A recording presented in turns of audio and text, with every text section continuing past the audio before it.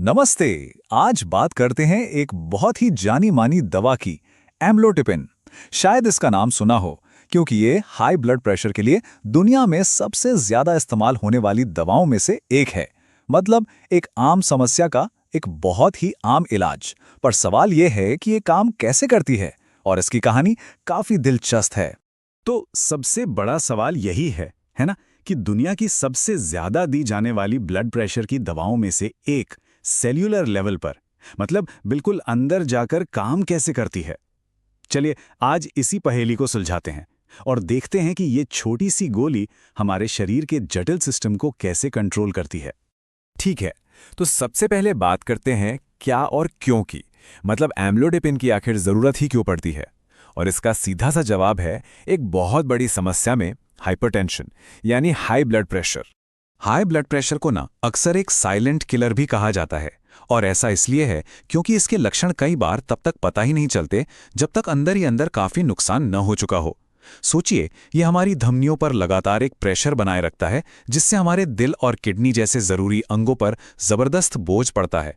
और बस यहीं पर एम्लोडिपिन जैसी दवाओं की एंट्री होती है। तो सवाल ये है कि एम्लोडिपिन अपना जादू चलाता कैसे है।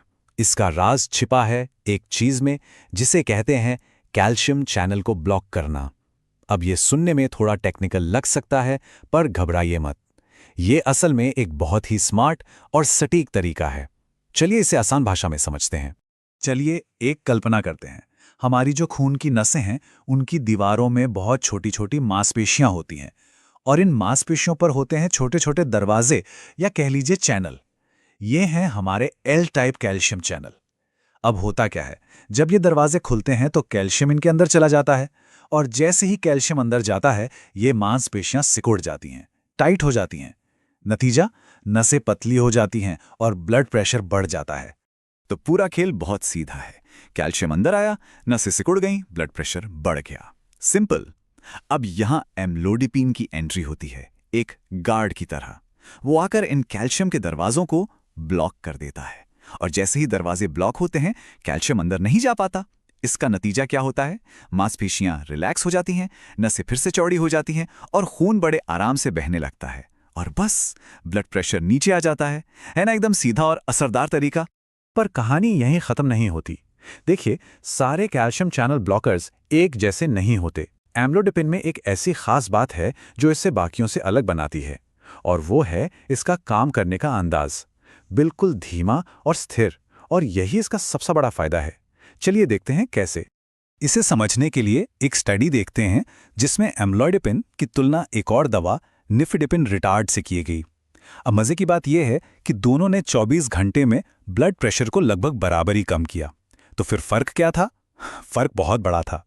निफिडिपिन लेने पर हार्ट रेट बढ़ गया, और हमारा सिंपैथेटिक नर्वस सिस्टम, जो शरीर का फाइट और फ्लाइट वाला स्विच है, वो एक्टिवेट हो गया।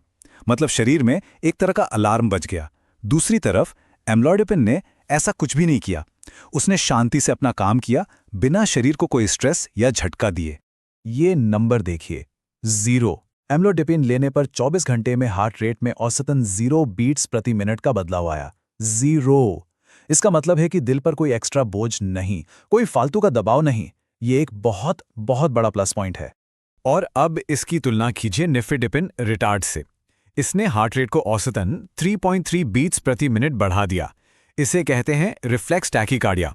मतलब जब ब्लड प्रेशर तेजी से गिरता है तो शरीर घबराकर हार्ट रेट बढ़ा देता है। एम्लोडिपिन क्योंकि अपना काम धीरे धीरे करता है, इसलिए शरीर को यह झटका लगता ही नहीं, और इस रिएक्शन से वो बच जाता है। तो ये जो एम्लोडिपिन का शांत और स्थिर स्वभाव है, यही इसे खास बनाता है। पर अब एक बड़ा सवाल उठता है, क्या ये खूबी उन मरीजों के लिए भी काम की है जिनकी हालत पहले से ही काफी नाजुक है? मतलब क्या ये उन लोगों के लिए भी सेफ है जिन्हें दूसरी गंभीर बीमारियां हैं? और इसमें सबसे पहला और जरूरी सवाल है हार्ट फेलियर के मरीजों का। क्योंकि एम्लोडिपिन सीधे सीधे कार्डियोवैस्कुलर सिस्टम पर काम करता है, तो ये जानना बहुत जरूरी हो जाता है कि क्या ये उन लोगों के लिए सेफ है जिनका दिल पहले से ही कमजोर है। और इसका जवाब है हाँ, ये सुरक्षित है। स्टडीज और क्लिनिकल गाइडलाइंस साफ तौर पर बताती हैं कि एम्लोडिपिन हार्ट फेलियर के मरीजों में कोई नुकसान नहीं पहुंचाता। ये उनके बचने की संभावनाओं को कम नहीं करता, पर एक बात याद रखनी बहुत जरूरी है, ये हार्ट फेलियर का इलाज नहीं है, ये सिर्फ एक एड ऑन थेरेपी है। मतलब एक सहायक दवा जो हाई ब्लड प्रेशर को कंट्रोल करने के लिए दी जाती है उनके मेन इलाज के साथ। अच्छा, दिल के बाद अब आते हैं एक और जरूरी अंग पर जो हाई बीपी से बहुत प्रभावित होता है, और वो है किडनी। तो अब सवाल ये है कि क्रॉनिक किडनी डिजीज यानी CKD के मरीजों के लिए एम्लोडिपिन कितनी सही है।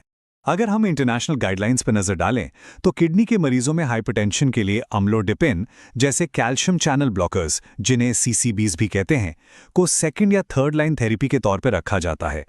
इसका मतलब यह है कि इलाज आमतौर पर AC इनहिबिटर जैसी फर्स्ट लाइन दवाओं से शुरू होता है, पर जब सिर्फ उन दवाओं से बीपी कंट्रोल में नहीं आता तब अम्लोडिपिन को एक भरोसेमंद और सेफ ऑप्शन के तौर पर साथ में जोड़ा जाता है। तो ठीक है, हमने देखा कि एम्लोडिपिन कैसे काम करता है, इसके खास फायदे क्या हैं और कॉम्प्लेक्स मरीजों में भी ये कितना सेफ है।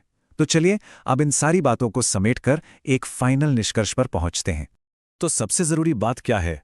वो ये है कि एम्लोडिपिन ब्लड प्रेशर को बहुत असरदार तरीके से कम करता है, पर ये अपना काम शांति से धीरे धीरे करता है, बिना शरीर के नर्वस सिस्टम को छेड़े या हार्ट रेट को बढ़ाए। और इसकी यही खूबी इसे हार्ट फेलियर और किडनी की बीमारी जैसी मुश्किल परिस्थितियों में भी एक बहुत भरोसेमंद और सुरक्षित विकल्प बनाती है।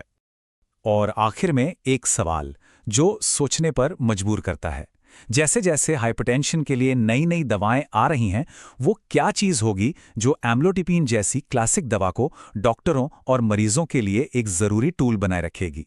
इसकी सेफ्टी, इसका असर और शरीर पर इसका शांत प्रभाव, इन सब ने मिलकर हाई ब्लड प्रेशर के इलाज में इसे एक खास जगह दी है।